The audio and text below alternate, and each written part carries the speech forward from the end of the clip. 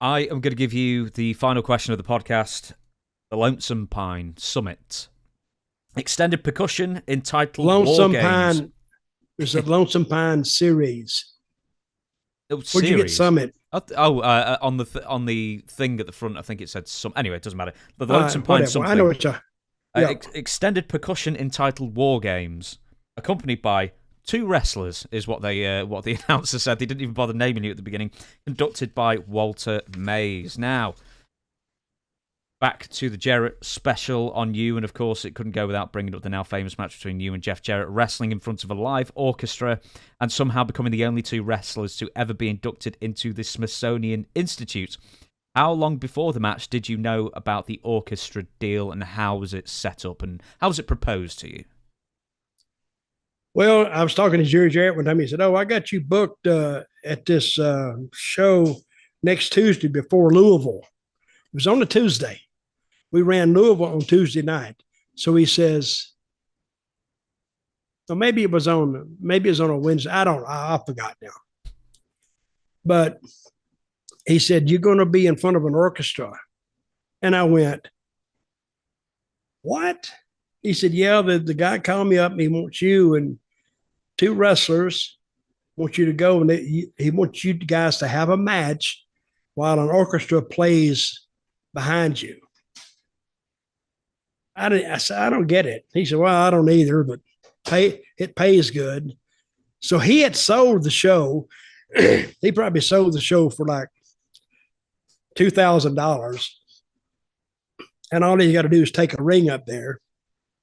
And they said I would get like, what it was, $400, $500, which back in those days, you get a $500 payoff. Hell, that was good. Mm.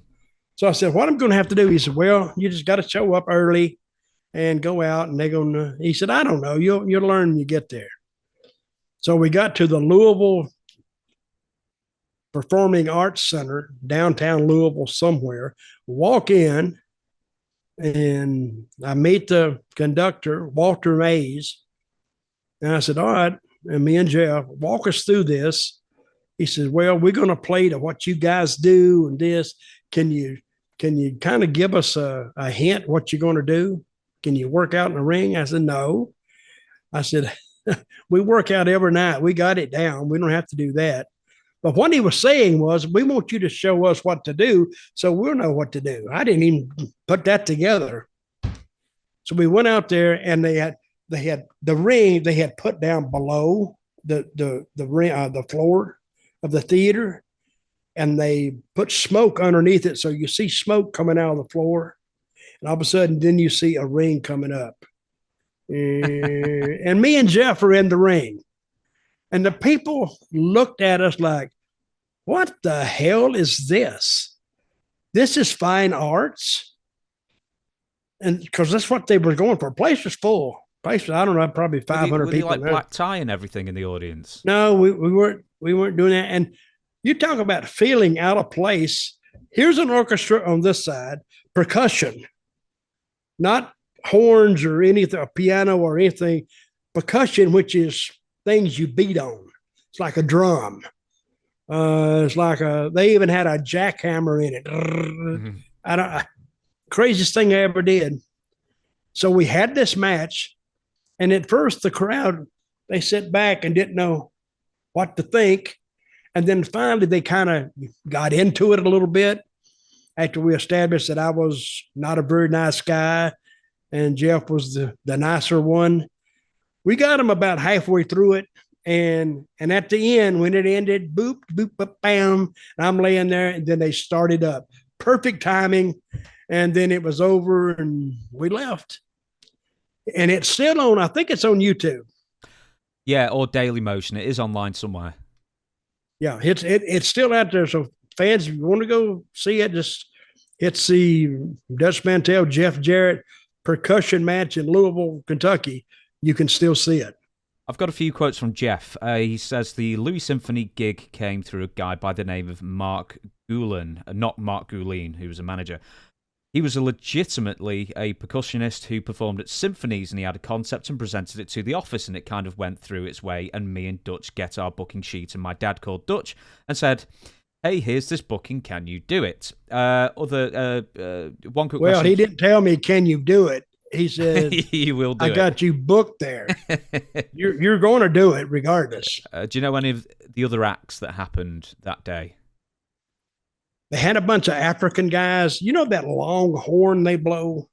Long. Like a didgeridoo kind of thing, or whatever. Dun, dun. Then they have a drummer, and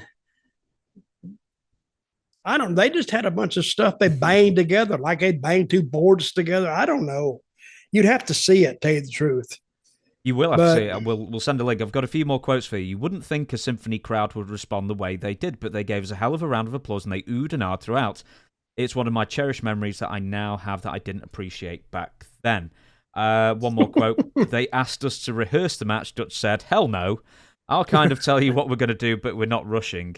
And, of course, the famous bit at the end, the bashing the drum over the musician's head. Who was the musician? That was Mark Goulin. Oh, was it? That was his name. Yeah, that was him. Oh. He was a musician. And I didn't know it even had anything to do with him till now. But he was over there on like a bass drum. So we figured out I'd roll out of the ring and I'd reach for the drum. And he'd come down, no, you can't take my drum. This is why the people believed it. Because I wasn't supposed to mess with the symphony at all. So he grabbed it, I grabbed it, we pulled back and forth. I punched him, and then I took the bass drum and busted it over his head. And they went, ooh, that wasn't supposed to happen. Then we got in the ring, we did the finish.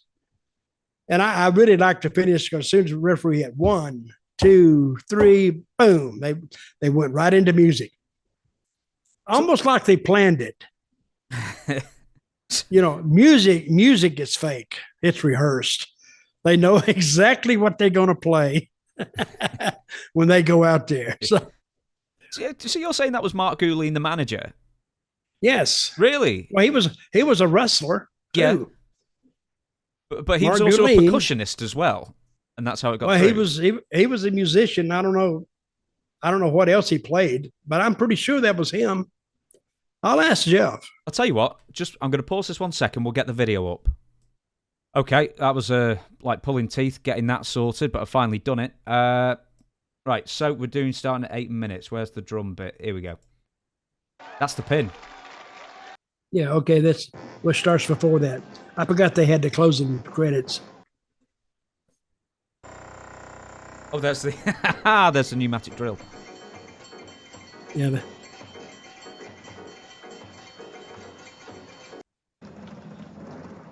we go. We're trying to find the bit where I throw him outside. It's just videos. God, this video's there terrible. It is right there. I saw it. I know, this video's terrible though. Working?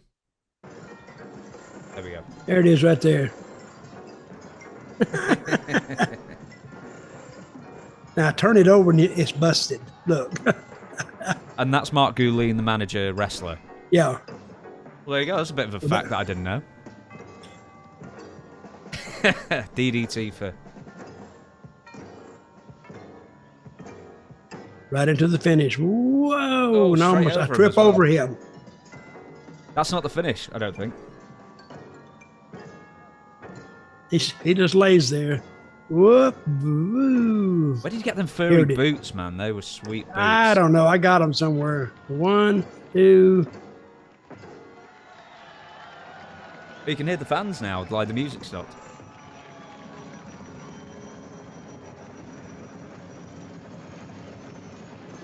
Here it is right here. He kicks the hands. Boom. 1, 2, 3. Music starts. Well done. There we go. Oh, hang on. Right, no music's happening there, so I've got a feeling that the audio might be entirely out of whack. Yeah. Okay, let's... Wrong. Right, so... I think that's pretty much it. Bashing the drum of the musician's head. Did the TV station pay for you guys, or was it Lawler? No, we've already established it was Jarrett. For that? Yeah. I think the Performing Arts Center paid for it. the group. Not a bad way to earn $400-500. No, not really. Not really. It took all day. I got there at 12 o'clock. I left at 11 o'clock that night. So you didn't have another booking that night then? Oh no, I went to the hotel then, and then I think it was on a weekday night. I got to talk to Jeff, because facts like that, usually I say, never let facts get in the way of a good story. Just make some shit up, But I can't remember. But I think that was a weekday night. It was. So